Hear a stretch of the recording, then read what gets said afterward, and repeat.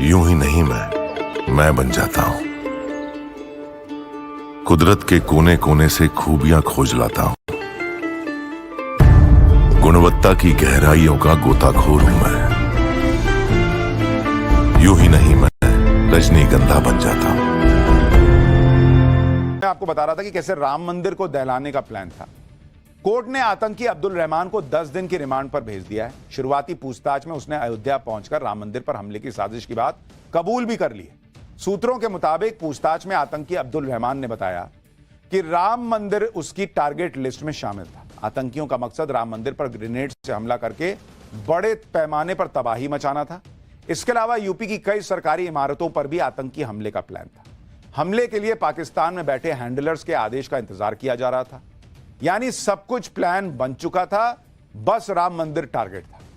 फरीदाबाद में आतंकी अब्दुल रहमान से पूछताछ के बाद जांच एजेंसियों को राम मंदिर पर आतंकी हमले का ब्लूप्रिंट भी मिल गया। सूत्रों के मुताबिक फरीदाबाद में आतंकी अब्दुल रहमान के ठिकाने से छापेमारी में एक पेन ड्राइव मिली है। इस पेन ड्राइव में राम मंदिर और दूसरी जगहों पर हमले का ब्लूप्रिंट मिला। पेन ड्राइव में राम मंदिर और दूसरे धार्मिक स्थलों की जानकारी मिली। आतंकी अब्दुल रहमान के मोबाइल फोन से कई व्हाट्सएप ग्रुप का भी पता चला, जिनमें पाकिस्तानी नंबर मिले। जांच एजेंसीज अब आतंकी अब्दुल रहमान के मोबाइल फोन से मिली व्हाट्सएप चैट को डिकोड करने में जुट गई हैं, ताकि आतंक के इस मॉड्यूल से जुड़े हर किरदार को बेनकाब किया जा सके। पाकिस्तान की खुफिया एजेंसी आईएसआई ने अपने मंसूबे पूरे करने के लिए आतंकी अब्दुल रहमान को जरिया बनाया। तो दुनिया के सबसे खूंखार आतंकी संगठन आईएसआईएस ने आतंकी हमले के लिए उसका ब्रेन वॉश किया। जांच एजेंसियों के सूत्रों के मुताबिक 10 महीने पहले आतंकी अब्दुल रहमान आईएसआईएस के खुरासान मॉड्यूल से जुड़ गया।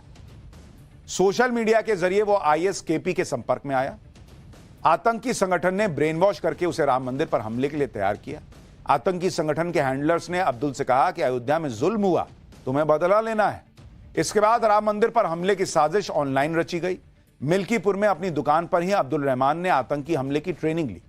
आतंकी हमले की ट्रेनिंग लेने के बाद आतंकी अब्दुल रहमान हैंडलर से मिलने फरीदाबाद भी गया, लेकिन उसके परिवार को अब भी यकीन नहीं हो रहा कि उनका बेटा इतनी बड़ी आतंकी साजिश में शामिल हो सकता है। आतंक के आरोप में गिरफ्तार बेटे के पिता का क्या कहना है, वो भी सुनिए। हमको जरा सा भी इसके बारे में नहीं पता था कि ये क्या कहाँ जा रहा है। खाली इतना बता के गया कि हम दिल्ली मरकज जा रहे हैं। अच्छा। तो यानी मरकज में अमूमन तौर पे जाया करता था। अच्छा। यानी एक बार अभी उसमें गया था 4 महीने के लिए, तो मरकज भी नहीं था, तो 2-3 जगह गया था। अच्छा, कहाँ गया था? वो पहले दिल्ली में 40 दिन थे, उसके बाद फिर विशाखापट्टनम। अच्छा। फिर वहां से आए दिल्ली, फिर चले गए थे मरकज। यानी फैजाबाद से एक शख्स आए थे, हाफिज उस्मान साहब, फैजाबाद के रहने वाले। जी वहाँ सराय मस्जिद में, वहीं पे उनका मस्जिद में अपना उनका रहते हैं, मरकज है वो भी। अच्छा। आतंकी अब्दुल रहमान से पूछताछ में कई संदिग्धों के नाम सामने आए, जिनकी तलाश में जांच एजेंसियों ने छापेमारी शुरू कर दी। आतंकियों के स्लीपर सेल एटीएस के रडार पर आ चुके हैं, जिनकी तलाश में यूपी एटीएस ने आज लखनऊ और इसके आसपास मोहनलालगंज में छापेमारी की। इसके अलावा यूपी एटीएस की टीम आजमगढ़, बलिया, मऊ और अयोध्या भी गई, जबकि हरियाणा एटीएस ने सोहाना में छापे मारे। यूपी एटीएस की टीम अयोध्या के मिल्कीपुर में आतंकी अब्दुल रहमान के घर गई। अब्दुल के घर में 2 घंटे सर्च ऑपरेशन चला। 4 घंटे तक पिता अबू बकर से पूछताछ हुई। आतंकी अब्दुल की अलमारी से कैश, लकड़ी से बनी बंदूक और दूसरा सामान बरामद किया गया। आतंकी अब्दुल रहमान की गिरफ्तारी के बाद जांच एजेंसियां महाकुंभ के दौरान राम मंदिर के ऊपर ड्रोन उड़ाए जाने के मामले को लेकर फिर से अलर्ट हो गई, क्योंकि आतंकी अब्दुल रहमान को हरियाणा के फरीदाबाद से गिरफ्तार किया गया। महाकुंभ के दौरान 17 फरवरी को राम मंदिर के गेट नंबर 3 के पास संदिग्ध ड्रोन उड़ा था। हालांकि राम मंदिर की सुरक्षा में तैनात एंटी ड्रोन सिस्टम की मदद से इसे मार गिराया गया, और राम मंदिर के ऊपर ड्रोन उड़ाने की घटना को लेकर जो लोग हिरासत में लिए गए वो भी हरियाणा से ही थे। अब जांच एजेंसीज इस बात का पता लगाने में जुट गई हैं कि कहीं आतंकी अब्दुल रहमान का इस घटना से भी कोई कनेक्शन तो नहीं है, क्योंकि जांच में यह भी पता चला है कि अब्दुल रहमान इंटरनेट पर ड्रोन उड़ाने से जुड़े वीडियो भी देखा करता था। अयोध्या में राम मंदिर की सुरक्षा के लिए तो पीएम मोदी और सीएम योगी की जोड़ी ने पुख्ता इंतजाम किए ही हैं। इसके साथ ही योगी आदित्यनाथ यूपी में दूसरी जगहों पर सनातन के गौरव को लौटाने की मुहिम में भी जुटे हैं। जिनको अयोध्या से दिक्कत है भाई, उनको संभल से भी दिक्कत है। सीएम योगी की इस मुहिम के बीच आज संभल से जुड़ी एक बड़ी खबर आ गई, जिसने अयोध्या में राम मंदिर आंदोलन से जुड़ी यादों को ताजा कर दिया। संभल में सनातन के गौरव को लौटाने की जो लड़ाई सीएम योगी शुरू कर चुके हैं, उसमें आज अयोध्या वाला टर्निंग पॉइंट आ गया, जिसे हिंदू पक्ष अपनी बड़ी जीत बता रहा है। दरअसल कोर्ट ने आज हिंदू पक्ष की वो मांग मान ली जिसमें संभल की शाही जामा मस्जिद को विवादित ढांचा कहे जाने की मांग थी। सुनिए आज यूपी विधानसभा में सीएम योगी ने संभल में सनातन की पहचान मिटाने वालों को कैसे निशाने पर लिया। 26 फरवरी को संभल में 56 वर्षों के बाद शिव मंदिर में जलाभिषेक का कार्यक्रम भी हो रहा था।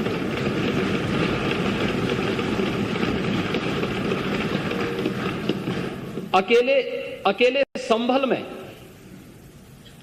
67 तीर्थ थे और 19 कूप भी थे, जिनको एक शरारत के तहत एक निश्चित समय के अंदर समाप्त कर दिया गया और जिनमें से 68 तीर्थों में से 54 तीर्थों को ढूंढना ये तो हमारी विरासत का हिस्सा है और हमने तो वही किया है। हमने तो वही कहा है कि जो हमारा है वो हमें मिल जाना चाहिए। सच कड़वा होता है और उस कड़वे सच को स्वीकार करने की सामर्थ्य भी होनी चाहिए। अब बात संभल में आए उस टर्निंग पॉइंट की जिसकी वजह से राम मंदिर आंदोलन फिर चर्चा में। दरअसल ऐसा पहली बार हुआ जब हाईकोर्ट ने अपने आदेश में उस इमारत को विवादित ढांचा करार दिया है जिसकी पहचान अब तक संभल की शाही जामा मस्जिद के तौर पर होती है। इलाहाबाद हाईकोर्ट ने कहा कि शाही जामा मस्जिद नहीं, विवादित ढांचा है। कोर्ट की सुनवाई के दौरान ऐतिहासिक इमारत को विवादित ढांचा लिखा गया, जिसके बाद कोर्ट रिकॉर्ड्स में अब यह विवादित मस्जिद विवादित ढांचा कहलाएगी। आज से पहले इस इमारत की पहचान शाही जामा मस्जिद के तौर पर थी और अब कानून की नजर में शाही जामा मस्जिद विवादित ढांचा ही बच गई है। हाईकोर्ट के जज रोहित रंजन अग्रवाल ने अपने फैसले से आज इसे विवादित ढांचा लिखवाया। इलाहाबाद कोर्ट के स्टैंड पर हिंदू पक्ष के वकील विष्णु शंकर जैन को भी सुना कि जब कोई मामला कोर्ट में पेंडिंग होता है और एक पक्ष का ये क्लेम है कि मस्जिद है और दूसरे पक्ष का ये क्लेम है कि इसके सारे कैरेक्टरिस्टिक्स एक हिंदू मंदिर के हैं, तो जब तक कोर्ट उस इश्यू को फाइनली डिसाइड ना कर दे तब तक उसको डिस्प्यूटेड स्ट्रक्चर के रूप में उपयोग किया जाता है। डिस्प्यूटेड स्ट्रक्चर कहा जाता है जुडिशियल पार्लेंस में। मैं आपको बताना चाहता हूँ, राम मंदिर के केस में भी 70 साल जब मामला कोर्ट में पेंडिंग रहा तो court during the pendency of the proceeding ना उसको मस्जिद कह सकता है ना उसको मंदिर कह सकता है। वहाँ पे जिस तरह से पेंट का उपयोग किया गया है, पेंट सिर्फ एक बहाना है। मेन जो वहाँ पे हिंदू मंदिर के सबूत हैं उसको छुपाने की पूरी कोशिश है और जिस पेंट का उपयोग किया गया है वो एएसआई प्रोटेक्टेड मॉन्यूमेंट में अलाउड ही नहीं है। यानी संभल को लेकर भी हिंदू पक्ष को लग रहा है कि उसकी बड़ी जीत हुई। पाठशाला में अब अगला चैप्टर, पीएम मोदी का मेगा प्लान। अब वो ट्रक लेकर आए जो महंगाई घटाने के काम आएगी क्या, अब इसका चैप्टर।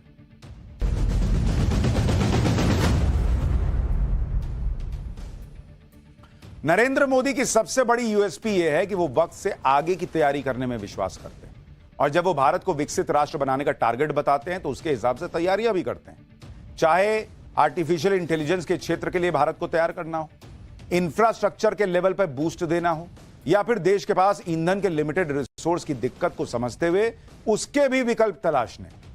पीएम मोदी का विजन है कि कैसे पेट्रोल डीजल का विकल्प ढूंढा जाए, तैयार किया जाए, ताकि पेट्रोल डीजल के आयात का खर्चा भी कम हो, पर्यावरण में होने वाला प्रदूषण भी कंट्रोल में रहे और साथ ही साथ ऐसा सस्ता विकल्प मिले जो महंगाई कंट्रोल करने के भी काम है। ऐसा ही एक विकल्प है ग्रीन हाइड्रोजन, जो पेट्रोल डीजल की छुट्टी कर सकता है, जिस पर भारत तेजी से काम कर रहा है और इतनी तेजी से काम कर रहा है कि आज देश का पहला हाइड्रोजन ट्रक लॉन्च हो गया है। ये तस्वीर देखिए, आप जो सड़क पर ट्रक देखते थे ये उससे बहुत अलग चीज है। नितिन गडकरी ने पूरी तरह से हाइड्रोजन फ्यूल पर चलने वाले ट्रक को हरी झंडी दिखा दी। टाटा मोटर्स ने ऐसे 16 हाइड्रोजन ट्रक तैयार कर लिए हैं जो एक बार हाइड्रोजन फ्यूल भरवाने के बाद 550 किलोमीटर की दूरी तय कर सकते हैं और 0 कार्बन उत्सर्जन। अब इनमें से 3 ट्रकों का अगले 24 महीनों तक अलग अलग रूट्स पर ट्रायल होगा। टाटा मोटर्स और इंडियन ऑयल कॉर्पोरेशन के इस प्रोजेक्ट का मकसद देश में हाइड्रोजन व्हीकल की टेक्नोलॉजी को परखना है। इसके लिए इंफ्रास्ट्रक्चर से जुड़ी क्या जरूरतें हैं यह भी पता लग जाएगा। यानी अभी जो ट्रक चलते हैं कम माइलेज देते हैं उसके हिसाब से अभी वाले ट्रक का बाप आ गया है। दूसरा, अभी ट्रक के पीछे चलिए तो आपका चेहरा भी काला अगर आप बाइक पर हैं, इतना धुआं फेंकता है। कई बार जो है वो गाड़ी गंदी हो जाती है, इतना धूल उड़ाते चलता है। ये ट्रक जो है वो प्रदूषण भी नहीं फैलाएगा। हाइड्रोजन फ्यूल को लेकर मोदी सरकार की प्लानिंग बड़ी है, लेकिन अभी तो आप ये देखिए कि जो हाइड्रोजन ट्रक आज लॉन्च हुए हैं, अगर वो डीजल ट्रकों की जगह ले लें तो देश में क्या असर आएगा, महंगाई तक पर क्या इंपैक्ट पड़ेगा। जो हाइड्रोजन ट्रक आज लॉन्च हुआ वो 1 किलोग्राम हाइड्रोजन में 10 से 15 किलोमीटर चल सकता है, जबकि डीजल ट्रकों की माइलेज 3 से 4 किलोमीटर प्रति लीटर की होती है। यानी कि एक झटके में ट्रकों से माल ढुलाई का खर्च 1/4 हो सकता है। और जब माल ढुलाई का खर्च कम होगा तो सामानों की कीमत भी घटेगी और महंगाई भी घटेगी। हर मायने में हाइड्रोजन फ्यूल पेट्रोल डीजल से 4 कदम आगे। तभी तो पूरी दुनिया में हाइड्रोजन वाहनों के ट्रायल चल रहे हैं। भारत भी इसमें पीछे नहीं। हाइड्रोजन ट्रक से पहले हाइड्रोजन कार आ चुकी है जिसका नाम टोयोटा मिराई है। देश में पहली हाइड्रोजन ट्रेन का ट्रायल रन भी शुरू होने वाला है, जो इसी साल हरियाणा के जींद से सोनीपत के बीच चलेगी। और अब देश का पहला हाइड्रोजन ट्रक भी लॉन्च हो चुका है। आपको यह भी मन जानने की इच्छा होगी कि हाइड्रोजन फ्यूल काम कैसे करता है। तो इसे समझना के लिए हाइड्रोजन वाहन को चलाने के लिए बिजली की जरूरत पड़ती है। इसके लिए हाइड्रोजन फ्यूल सेल की मदद से ऑक्सीजन और हाइड्रोजन फ्यूल के बीच रासायनिक क्रिया से बिजली जनरेट की जाती है। इस रासायनिक क्रिया के बाय प्रोडक्ट के तौर पर पानी और बिजली बनती है। इसी बिजली से वाहन को चलाया जाता है और पानी वेस्ट के तौर पर बाहर निकल जाता है। तो यानी पर्यावरण को भी बचाएगा, बहुत देखने में भी शानदार, प्रदूषण कम करेगा, पैसा भी बचाएगा। फिलहाल एक छोटे से